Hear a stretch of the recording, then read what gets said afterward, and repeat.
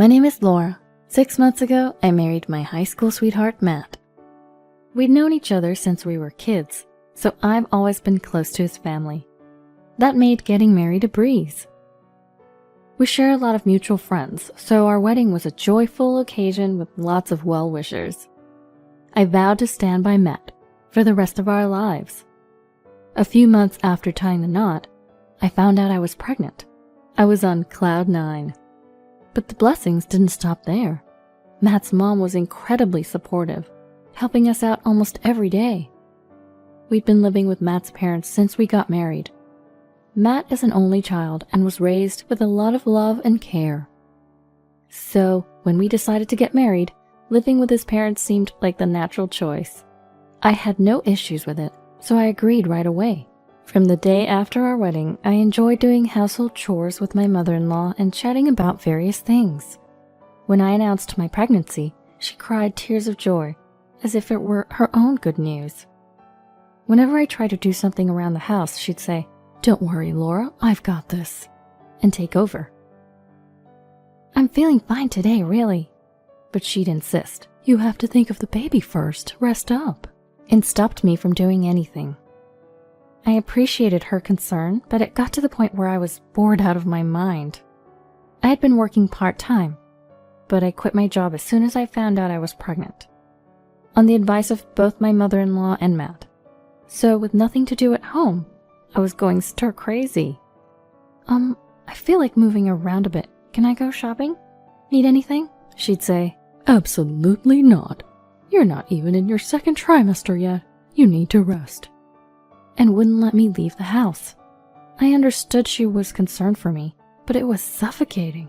She had a miscarriage before she was pregnant with Matt because she continued working, so she was worried I'd end up the same way. "If you're not careful, you'll end up in the hospital like I did," she'd warn me. I didn't want to create tension, so I decided to take it easy until my second trimester. Once I reached that milestone, she started allowing me short walks. Matt and I would go out on his days off. We'd buy some snacks from a local store and have a little picnic. Or sometimes I'd go for a walk with my mother-in-law while shopping. She even started cooking with me again. I realized she was just concerned for me during the early stages of my pregnancy. Then, at 38 weeks, my water broke while I was climbing the stairs at home. Matt and my father-in-law were at work, so my mother-in-law drove me to the hospital. Matt had already coordinated everything with the hospital, so by the time Brian was born, he was right there with us. First, Matt held Brian in his arms. "Oh, he's so adorable," Matt said, his eyes welling up with tears as he lovingly looked at Brian. Seeing him like that made me tear up too. "Thank you, Laura. I'm so happy right now," Matt said, smiling at me, and I couldn't help but cry. "May I come in?" My mother-in-law, who had kindly stepped out of the room, peeked her head in. "Go ahead and hold him, Mom. He's really cute." Matt handed Brian over to her. I felt a bit awkward. My mother-in-law had been so supportive and was eagerly awaiting her grandchild. What would she say now that Brian was here? The thought made me anxious. "Thanks to you, we were able to have Brian safely. Thank you so much." When I said that to her, she blurted out something unexpected. "He doesn't look like him." "What?" I had to ask her to repeat herself. "What do you mean?" "He doesn't look like Matt. Are you sure he's Matt's child?" What was she talking about? This should be a happy time, but my heart was racing uncontrollably. "What are you saying?" Matt immediately confronted her, but she continued without apologizing. "Look at the baby pictures of Matt. Brian doesn't look like him at all." She showed us a baby picture of Matt on her phone. "Well, they don't have to look exactly alike." Before I could finish, she stormed out of the room, saying, "I can't deal with a child whose parentage is in question." "Hey, Mom." Matt followed her out, leaving me alone. I looked at Brian's face and started to cry. He looked so much like Matt, especially around the eyes and ears.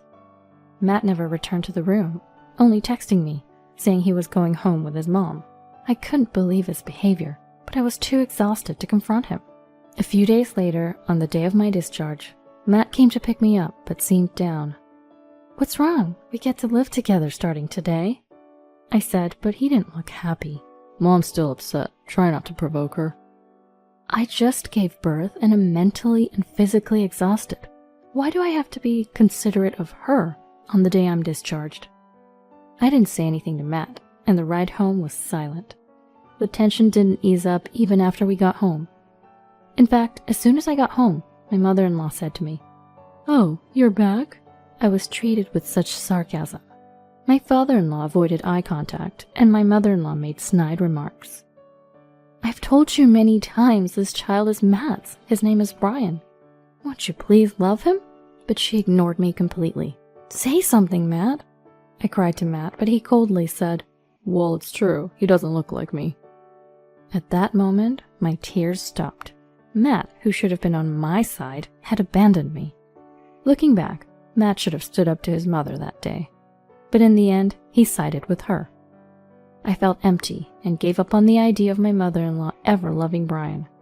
Matt wasn't helping with childcare either, and my stress kept piling up.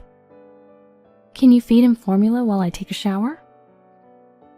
When I asked, Matt said, "I've been working all day. Why should I lose sleep over a child who might not even be mine?" I can't believe this. Never mind.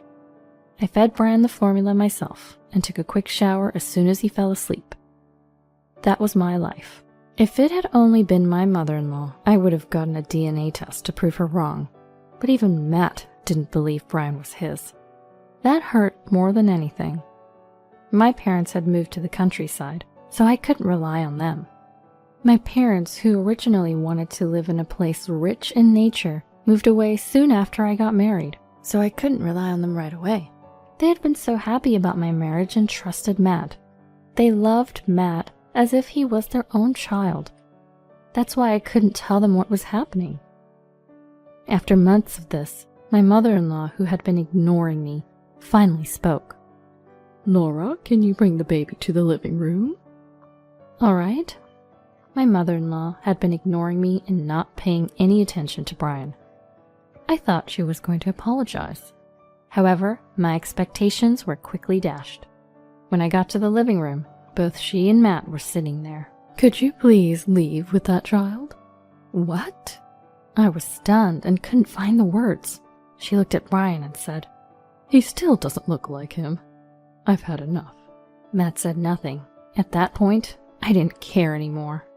"Fine, if that's how you feel, I'll pack my things and leave," I said, signing the divorce papers and started packing. Matt said nothing and continued chatting with his mother. "Make sure you pay child support." "How can we, when we're not even sure he's Matt's?" my mother-in-law retorted.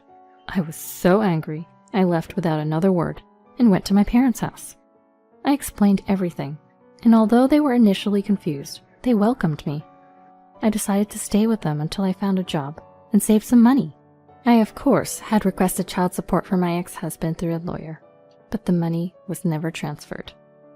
I myself didn't want to have anything to do with my ex or his parents anymore, so I never pressed the issue of the unpaid child support. Years passed. Brian was about 6 years old. I got a call from a local friend who also knew Matt, informing me that Matt had died in a car accident. Of course, I heard about it right after it happened, but I didn't want to get involved, and Brian was going through a busy, active phase, so we didn't attend the funeral. Months later, I happened to be meeting up with local friends and returned to my hometown for the first time in years. Before going to my friend's house, I decided to buy a gift, so Brian and I went to a department store we used to visit as a family. "Laura?" I turned around to see my mother-in-law, whom I hadn't seen in years. As I stood there stunned, she quickly approached us and said, "You're Brian, right?" and started talking to Brian.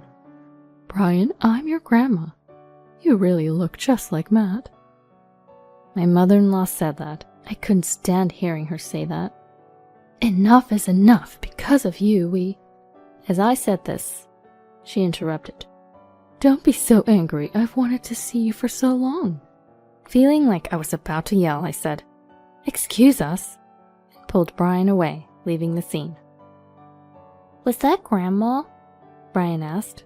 I had kept it a secret until now, but Brian, now in elementary school, was genuinely curious and kept asking. Isn't Grandma supposed to be your mom? Who was that lady? I couldn't hide it any longer, so I explained it to Brian in simple terms when we got home. Brian said, "Mama, you've been through a lot, huh?" and patted my head. Tears flowed at his kindness. I felt grateful from the bottom of my heart for having him. Months later, my mother-in-law showed up at the apartment where Brian and I were living. "How did you find this place?" When I asked, she said, "I asked around, Matt and your mutual friends. I finally found you," and forced her way in. "Please leave."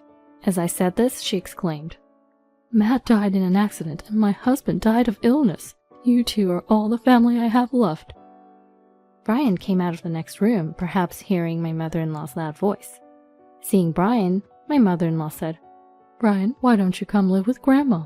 I have a bigger house and can feed you lots of delicious food." "Stop it!"